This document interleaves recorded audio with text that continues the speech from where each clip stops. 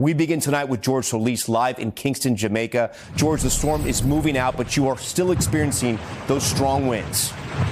Tom, the winds are still whipping, and they're expected to continue through tonight. You can see just how high some of the surf is getting here. Roads still in the area are going to be impassable.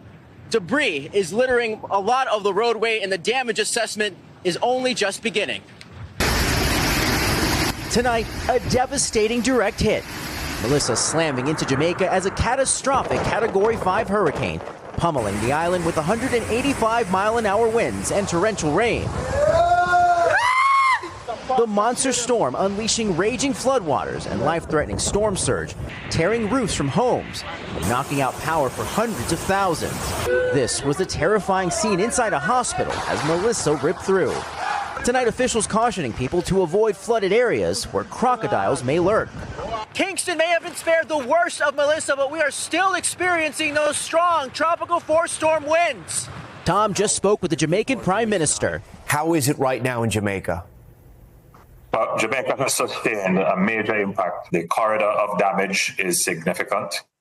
We have lost hospitals. Certainly, our road infrastructure would have been damaged. Give us an update on the status of search and rescue operations. Have those started, or is it still too dangerous? It's still too dangerous to do search and rescue. Before Melissa's historic landfall, officials had this dire final warning. Don't bet against Melissa. It is a bet we can't win. Melissa roared ashore midday in New Hope on the southwestern coast before slicing across the island to the resorts of Montego Bay.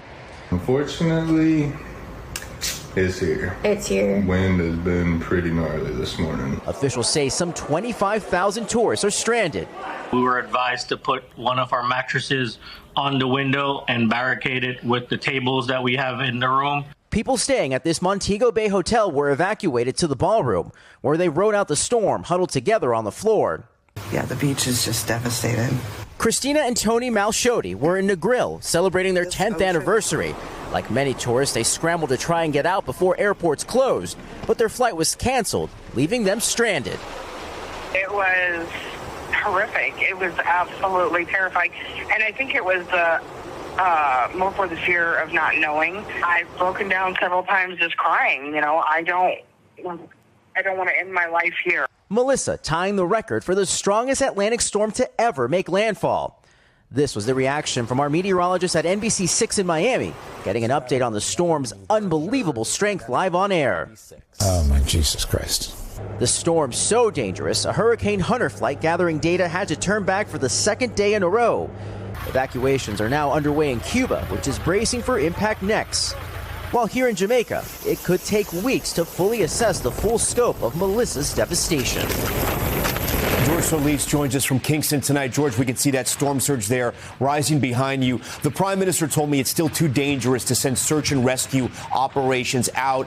Have they given any indication when they may be able to get aid in and rescue some of those people? Yeah, Tom, Jamaican officials saying they want to assess the nation's airports as soon as they are able to. That includes the one here in Kingston and Montego Bay, so that they are able to get some of those relief flights in to get help to those parts.